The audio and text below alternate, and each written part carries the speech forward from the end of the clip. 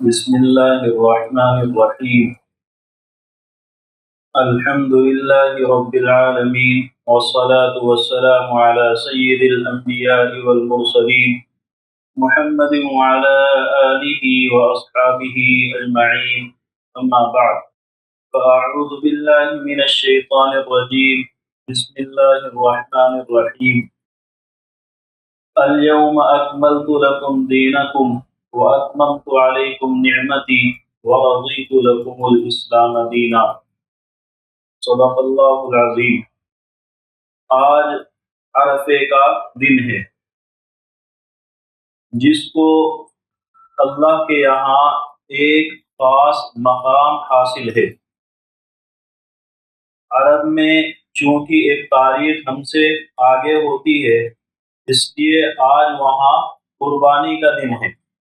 لیکن اصل جو 9 تاریخ ہے، کیونکہ شریعت کی نظر میں جس علاقے میں آپ ہیں اس علاقے میں جو تاریخ ہے آپ کے حق میں وہی دن مانا جائے گا.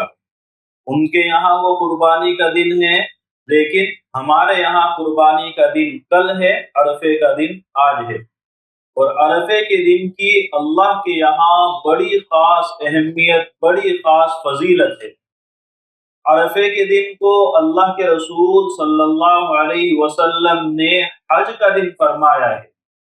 حج کا سب سے بڑا رکن جس کے بغیر حج نہیں ہوتا، عرفات کے میدان میں ٹھہرنا. یہ ایسا رکن ہے کہ اگر کسی کا یہ رکن چھوٹ گیا، یہ عمل کسی کا چھوٹ گیا تو اس شخص کا حج ہوگا ہی نہیں. اس کو باقاعدہ حج الگ سے دوسرے سال کرنا پڑے گا، تیسرے سال جب بھی موقع ملے کرنا ہوگا.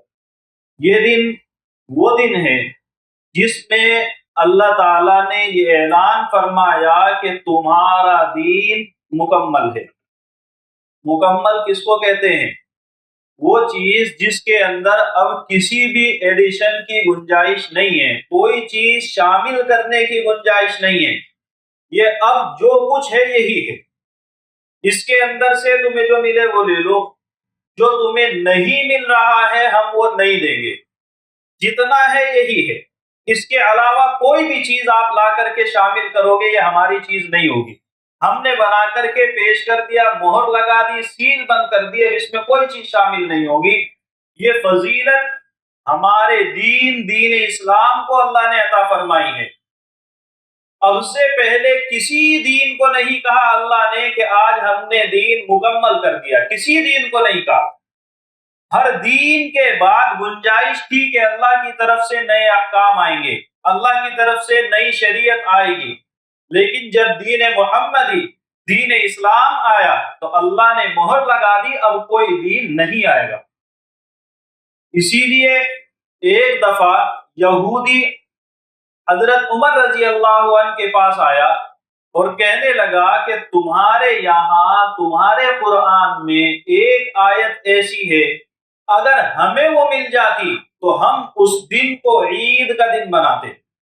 یعنی اتنی خوشی ہمیں ہوتی، اتنی خوشی ہوتی کہ ہم اس دن کو ایک تیوہار بنا لیتے. حضرت عمر نے فرمایا مجھے پتا ہے تمہیں کس آیت کا لالچ تھا، مجھے پتا ہے تم کون سی آیت کی تمنا کرتے تھے، کس اللہ کے حکم کے تم خواہش مند تھے. اور مجھے یہ بھی پتا ہے وہ آیت کب نازل ہوئی تھی، اور مجھے یہ بھی پتا ہے وہ آیت کہاں نازل ہوئی تھی، اور مجھے یہ بھی پتا ہے کس حالت میں نازل ہوئی تھی، کس وقت نازل ہوئی تھی. وہ جب نازل ہوئی وہ دن جمعے کا تھا، اور وہ جب نازل ہوئی اللہ کے رسول میدان عرفات میں تھے. اللہ کے رسول اس وقت اپنی سواری پر سوار تھے. وہاں شام کے وقت وہ آیت نازل ہوئی ہے، مجھے معلوم ہے. اور تمہاری جانکاری کے لیے بتا دوں، ہمارے لیے اس موقع پر 2 عیدیں ہیں. جمعے کا دن ہفتے کی عید ہے. اللہ کے یہاں عام سال کے اندر، سال بھر کے دنوں میں جمعے کے دن کو بڑی فضیلت حاصل ہے. اسی لیے جمعے کے دن کو ہفتے کی عید کہا گیا. اور عرفات کے میدان میں جب حاجی اللہ کے یہاں جمع ہوتے ہیں، اللہ کی طرف سے جو رحمتیں برستی ہیں، اللہ کی طرف سے جو مغفرتوں کے اعلان ہوتے ہیں، शैतान अपने सर पर मिट्टी डालता हुआ भागता है कि जिन लोगों को बर्बाद करने के लिए मैंने इतने दिन मेहनत की थी, अल्लाह ने उन सब की मगफिरत का ऐलान कर दिया है। अरफे का दिन एक ईद और जुमे का दिन दूसरी ईद, और अल्लाह की रहमत यह है कि आज हम उन्हीं दोनों ईदों को मना रहे हैं। दोनों मौके आज हमारे लिए जमा हैं जो अल्लाह के रसूल सल्लल्लाहु अलैहि वसल्लम के हज के मौके पर अल्लाह ने जमा फरमाए थे। जुमे का दिन भी है और अरफे का दिन भी है। खुश नसीब है वो लोग जिन्हें आज रोजा रखने का मौका मिला है। आम अरफे का दिन होता सिर्फ, उसमें आप रोजा रखते, अल्लाह ताला आपको एक साल पहले के एक साल बाद के गुनाह माफ करता। और जब जुमे के साथ ये दिन जमा हो गया है तो इस दिन की अहमियत अल्लाह के यहाँ बहुत ज्यादा बढ़ गई। अगर अल्लाह ने हमें आज रोजे की तौफीक दी, बड़ी खुशी की बात है। और अगर रोजे का मौका नहीं मिला तो इबादतें बहुत हैं, इबादतें बहुत हैं, अल्लाह का जिक्र बहुत है।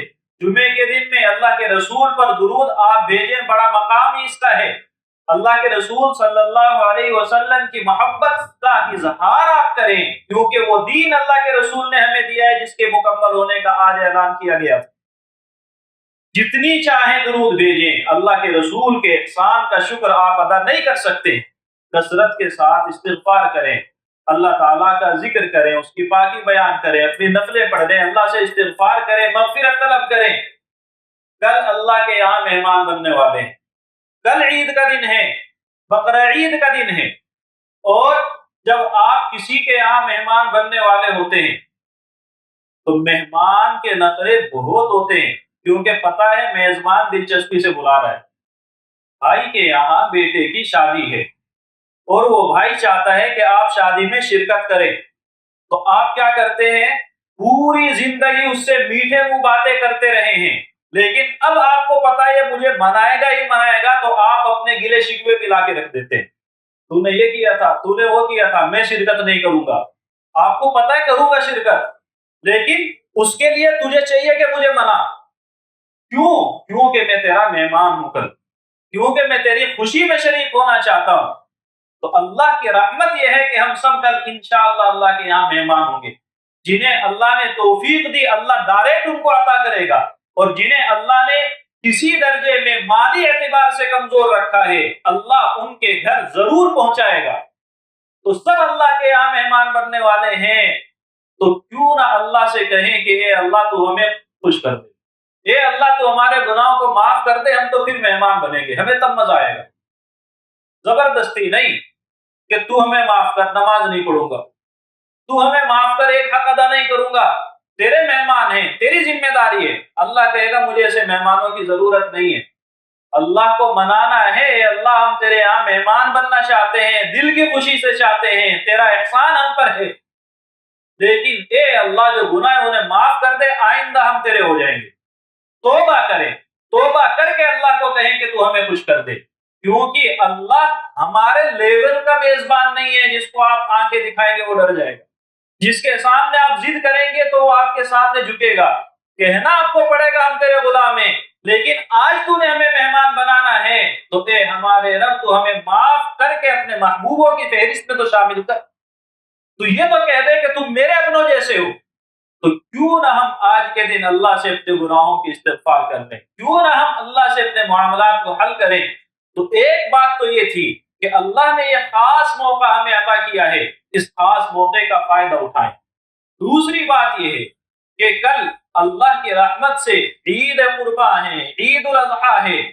वो दिन है जिस दिन में अल्लाह के महबूब नबी हजरत इब्राहीम अलैहिस्सलाम ने अल्लाह के सामने अपने बेटी की कुर्बानी पेश की है। अपने उस बेटे को जो बुढ़ापे में नसीब हुआ है, 13 साल जिसकी उम्र है, जिस उम्र में आपका हर बच्चा आपको महबूब होता है। बच्चा 40-50 साल या 30 साल का जब हो जाए और वो आपके साथ अच्छा बर्ताव ना करे तो उससे थोड़ी बहुत दूरी माँ बाप को हो सकती है। 13 साल के बच्चे से दूरी का कोई मतलब नहीं है। और वो बच्चा है जो बुढ़ापे तक नाफरमान नहीं बना है, फर्माबरदारी पूरे अच्छे अंदाज में उसने निभाई है। वो बच्चा उस बाप के यहाँ जो बुढ़ापे में पैदा हुआ है, वो बाप अल्लाह के एक हुक्म पर उसको कुर्बान करने चलता है। اللہ نے اس عمل کو پسند کیا اور رہتی دنیا تک اس کو باقی رکھا کہ تم بھی جاؤ قربانی کرو. کس کی؟ اپنے بچے کی نہیں ہے، اپنے جانور کی کرو. اس جانور کی کرو جس سے تمہیں محبت ہے. انسان کتنا بھی بڑا سفاک، کتنا بھی بڑا ظالم ہو جائے، اس کے کتنا بھی بے حس ہونے کے باوجود کہیں نہ کہیں دل میں ہوتا ہے کہ تو کسی کی جان کیوں لے رہا ہے. کہیں نہ کہیں یہ احساس دل میں باقی ہوتا ہے. اور جب یہ احساس دل میں باقی ہو اور اللہ کہے کہ نہیں تمہارا کام یہ ہے کہ تم قربانی کرو، اس کا مطلب اللہ احساس کو ٹٹولتا ہے. میرے کہنے پر قربانی کرنے کے لیے تیار ہو کہ نہیں؟ میرے کہنے پر، اللہ کے کہنے پر. اللہ کے کہنے پر کا مطلب یہ ہے کہ لوگ کیا کہیں گے اگر میں نے قربانی نہ کی؟ میرے پڑوسی کہیں گے قربانی نہیں کرتا ہے، اس لیے قربانی کر رہے ہو. تو یہ اللہ کے کہنے پر نہیں ہے، یہ اللہ کی خوشی کے لیے نہیں ہے. میں نے بکرا لیا ہے اور اس کی قیمت 2.5-3 لاکھ روپے ہے تاکہ لوگ کہیں کہ دیکھو کتنی عظیم قربانی دے رہا ہے، اور ذہن میں یہ ہے کہ جب میں نے زیادہ پیسے لگائے ہیں تو مجھے ثواب بھی زیادہ ملے گا. اللہ کے یہاں کتنا پیسہ لگایا فرق ہی نہیں پڑتا ہے. اللہ نے کیا کہا ہے؟ قربانی کرنی ہے میرے لیے کرنی ہے. اللہ نیت کو دیکھے گا، پیسے کو نہیں دیکھے گا، آپ کی شہرت کو نہیں دیکھے گا، آپ کے اشتہار اور پرچار کو نہیں دیکھے گا. اللہ نے فرمایا لَن يَنَالَ اللَّهَ لُحُومُهَا، جس جانور کو تم قربان کر رہے ہو اس کی قربانی کے نتیجے میں جو بہت سارا آپ نے گوشت دیا ہے 2.5 لاکھ روپے لگا کر کے، وہ گوشت مجھے ملنے والا نہیں ہے. اس کا جو خون بہے گا وہ خون میرے پاس نہیں آئے گا. مجھے تمہارے دل کا جذبہ چاہیے، کس جذبے کے ساتھ لے کر کے آئے. مجھے خوش کرنا چاہتے ہو، لوگوں کو دکھانا چاہتے ہو، مجھے خوش کرنا چاہتے ہو، لوگوں کے شکوے شکایت اور لوگوں کے تانوں سے بچنا چاہتے ہو، تو پہلی شرط ہم سب کے لیے ہے کہ اللہ کو خوش کرنے کے لیے قربانی کریں. نام و نمود اس میں کہیں سے کہیں تک نہ ہو.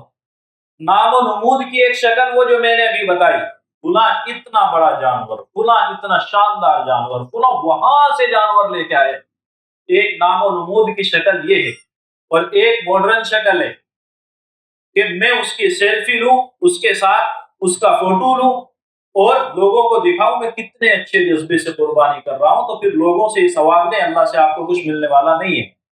اور لوگ قیامت کے دن سگی اولاد آپ سے منہ موڑ لیں گی تو لوگ کیا دیں گے؟ اور یہ قربانی کا جانور وہ ہے اگر آپ اپنے اعمال حلال چیزوں کو کھانے کا کام اپنے فرائض کی ادائیگی صحیح کر لیں اور قربانی کریں. حضرت حسین ابن علی رضی اللہ عنہ کی روایت میں ہے، جن کو آپ امام حسین کہتے ہیں، انہوں نے فرمایا ہے کہ اللہ تعالیٰ اس قربانی کے بدلے میں تمہیں جنت عطا فرمائے گا. صرف ایک قربانی بنیاد بن جائے گی. اللہ کے حقوق آپ نے ادا کیے ہوں، بندوں کے حقوق ادا کیے ہوں، اس کے بعد آپ کے پاس کوئی ڈھیروں اعمال نہیں ہے، بس یہی ہے. اللہ آپ کی اس قربانی کی برکت سے آپ کو جہنم سے نجات عطا فرمائے گا. کب؟ جب آپ کی قربانی اللہ کے لیے ہو. تو پہلی شرط آپ اپنی قربانی کو خالص کریں، اور اس قربانی کو خالص کرنے کا مطلب آپ کی نیت صاف ہو. اور نیت صاف ہونے میں دو چیزیں. پہلی چیز یہ نام و نمود نہ ہو جو ابھی بتایا گیا کہ اتنا قیمتی، اتنی اچھی جگہ سے، اتنی دور سے، اتنا وزنی، اتنا پیسوں کا، یہ نہیں ہونا چاہیے.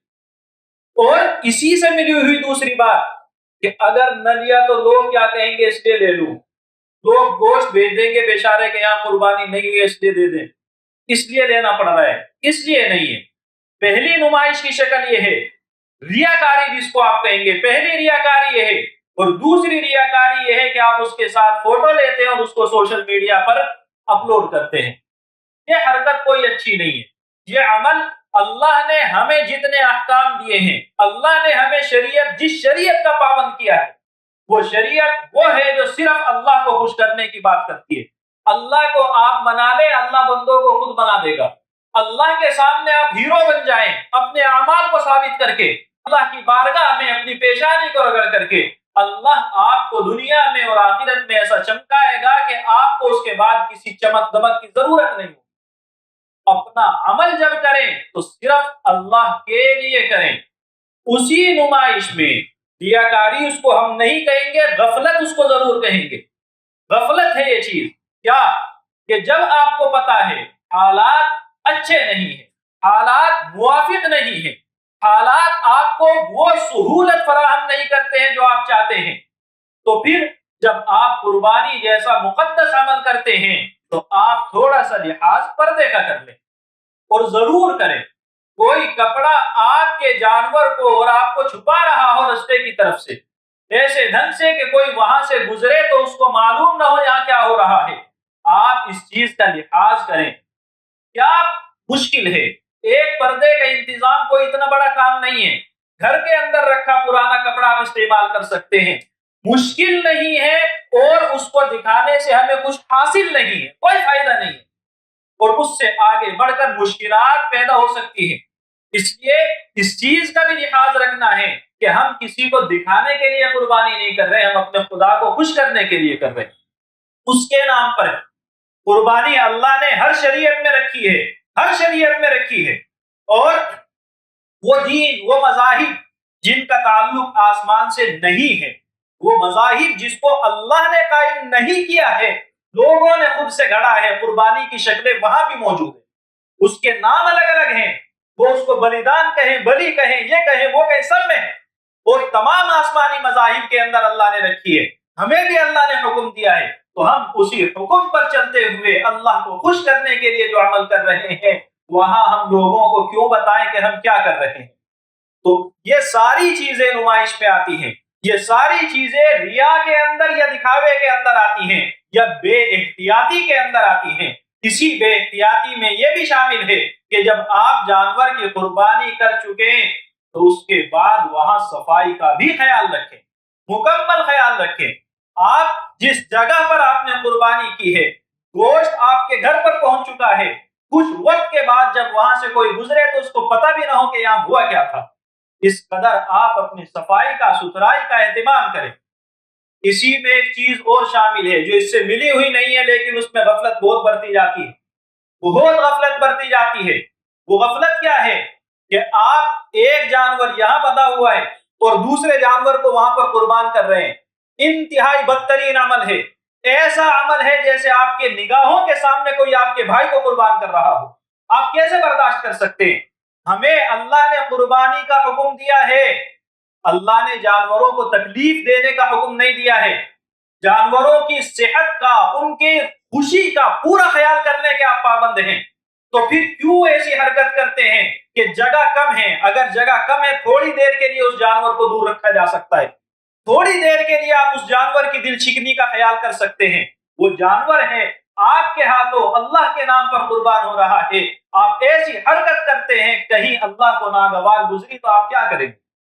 تو یہ چیزیں ہیں جو اس زمرے میں چلی آئی کہ اللہ کو خوش کرنے کے لیے ہمیں قربانی کرنی ہے. کس کو کرنی ہے آپ کو معلوم ہے، ہر اس عقل مند مسلمان بالغ آدمی کو کرنی ہے. بالغ کا مطلب ہو گیا کہ میرے گھر میں بچہ یا بچی ہوئی ہے، 5 سال کی، 10 سال کی ہے. 10 سال کی بچی بالغ ہو سکتی ہے، اس لیے بھی اس کو جانے دیں. چھوٹی بچی ہے جو بھی بالغ نہیں ہوئی ہے، اس بچی کی طرف سے یا اس بچے کی طرف سے قربانی ہے کہ نہیں؟ تو شریعت کے احکام بالغوں پر آتے ہیں، نابالغ پر نہیں آتے ہیں، تو اس کے اوپر قربانی واجب نہیں ہے. اس کے علاوہ ہر وہ شخص جو عقل مند ہو، پاگل نہ ہو. عقل مند کا مطلب سیدھا ہے، پاگل جس کو آپ دیوانہ کہتے ہیں، گلی میں بھٹکتا پھرتا ہے، وہ نہیں. عقل مند ہے، تھوڑی بہت سمجھ بوجھ ہے، اور بالغ بھی ہے، اور نصاب کا مالک ہے. نصاب آپ کو کئی مرتبہ بتایا جا چکا ہے. وہ آدمی جس کے پاس 7.5 تولہ سونا ہو، 52 تولہ چاندی ہو، اور اس کے اندر گرام کے حساب سے فرق ہوتا ہے، 612 گرام اور کچھ ملی گرام بنتا ہے. اتنی چاندی اگر کسی کے پاس میں ہے، اس چاندی یا اتنے پیسے آپ کے پاس میں ہیں، یا اس کے بقدر آپ کے پاس تجارت کا سامان ہے جس کو آپ خریدتے بیچتے رہتے ہیں، یا بقرعید کا جب معاملہ آئے گا تو ضرورت سے زیادہ سامان ہے. ضرورت کا مطلب ہوتا ہے وہ چیزیں جس کے بغیر کام نہیں چلتا، اس کو ضرورت کہتے ہیں. کھانے کی ضرورت انسان کو ہوتی ہے، پینے کی ضرورت انسان کو ہوتی ہے، رہنے کی ضرورت انسان کو ہوتی ہے، سفر کی ضرورت انسان کو ہوتی ہے. اس کو ہم مختصر کر لیں وقت کے نزاکت کے وجہ سے، تو بات یہ جو چیز سال بھر میں آپ کے کام آتی ہے، استعمال میں آتی ہے، وہ ضرورت کی ہے، اور جو سال بھر میں آپ کے کام نہیں آ رہی ہے وہ ضرورت سے زیادہ ہے۔ اب ضرورت سے زیادہ آپ کا پلاٹ پڑا ہوا ہے، آپ کی کچھ دکانیں جہاں کوئی کام ابھی نہیں ہو رہا ہے، آپ کے پاس گھر میں لگی ہوئی بہترین LCD ہے، آپ کے پاس بہترین کوئی اسی سے لگی جلی کوئی چیز ہے جس کا آپ صرف خبریں دیکھنے کے لیے، صرف فلاں کام کے لیے استعمال کرتے ہیں، وہ چیزیں بھی ضرورت سے زیادہ ہیں۔ ان ساری چیزوں کی قیمت لگائیں، اور قیمت لگانے کے بعد 52.5 تولہ چاندی کے بعد اگر وہ بن رہی ہے تو اب آپ کے اوپر دیکھیں قرضہ ہے کہ نہیں، اگر ہے تو اس کو مائنس کریں، مائنس کرنے کے بعد پھر دیکھیں 52.5 تولے کے بقدر بن رہا ہے کہ نہیں، اگر بن رہا ہے تو اب آپ کے اوپر قربانی واجب ہے۔ کس کی طرف سے واجب ہے؟ گھر کے بڑے کی؟ بالکل بھی نہیں، سب کی طرف سے جو اس اتنے کا مالک ہو۔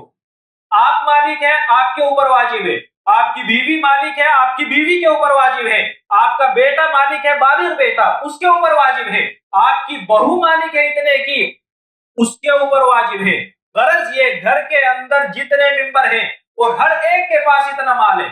ایک تو شکل یہ ہوتی ہے سب کما کے لاتے ہیں، بڑے کو دے دیتے ہیں، اور اپنے پاس جیب خرچ کے علاوہ کچھ نہیں ہے۔ ایمانداری والا گھر کے بڑے کو بتا رکھا ہے کہ ہمارے پاس صرف جیب خرچ ہوتا ہے اور ایک خاموش اکاؤنٹ، چپکے ایک اکاؤنٹ آپ نے کھول رکھا ہے جس کے اندر ہے، تو اب آپ کو لحاظ کرنا پڑے گا، آپ کو قربانی بھی کرنی پڑے گی، چپکے سے کر لیں لیکن کرنی پڑے گی۔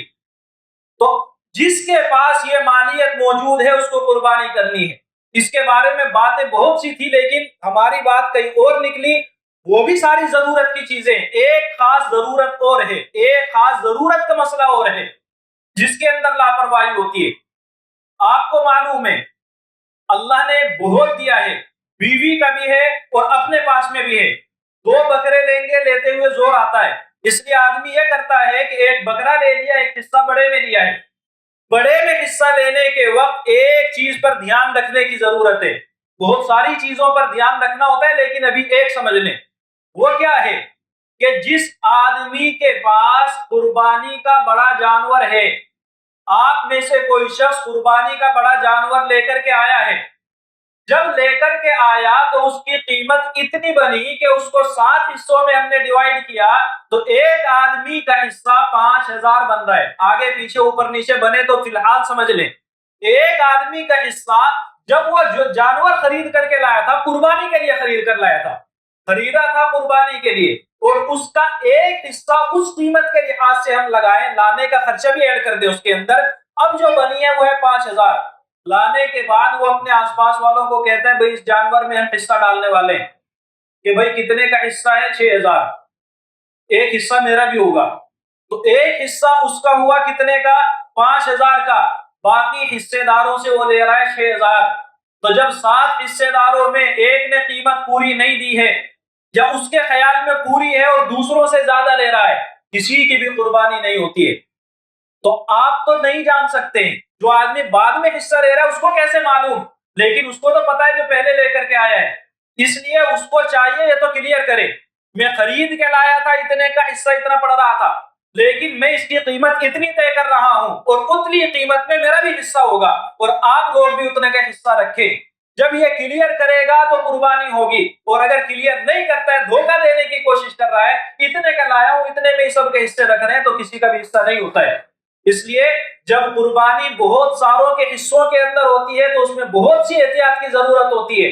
یہ بھی احتیاط ہے کہ کوشش کریں قربانی آپ کی نگرانی میں ہو، ایسا تو نہیں ہے کہ آپ نے دے لیے حصے کے پیسے اور اس آدمی نے لے کر رکھ لیے جیب میں، آپ مطمئن ہیں کہ قربانی ہو گئی ہے، حالانکہ وہ کھا کر کے اطمینان کر رہا ہے، گنہگار وہ ہوگا، لیکن غفلت اگر آپ نے برتی ہے، آپ نے 10% کے بھروسے کو 100% کا بھروسہ بنا لیا ہے، تو آپ بھی گنہگار ہیں، قربانی آپ کی طرف سے نہیں ہوتی ہے۔